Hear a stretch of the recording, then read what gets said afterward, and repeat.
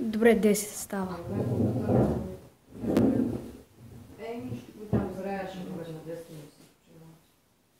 Защото искам да доразгледам, искам още нещо да запиша, защото да не избирам.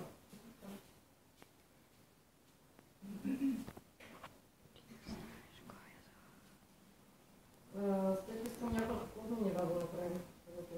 По нещо да се подготвим. По по-друго ще имаш хора на работа. Записали си ги? Да. По какво? По география ще имаме, мисля. Да, да искам да припомня. Малко човека и природата, човека в обществото нищо не сме припомнили. Ама нищо. Там не сме направили, да знаеш.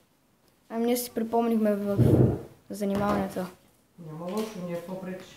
Защото по теста аз там го взех с...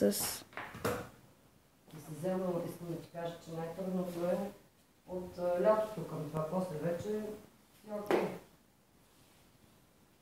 Не знаеш колко е зоркото. Всичко път се забравя. Точно иска да кажа, че сме си ги припомнили. Ама си сигурен. Теста го взех с...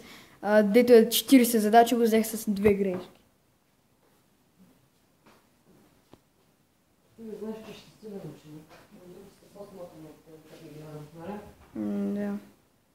Сега е момента да блеснеш. Математиката ще трябва обаче повече усилия.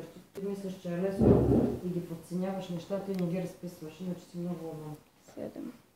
Ще трябва малко по-старателен да си.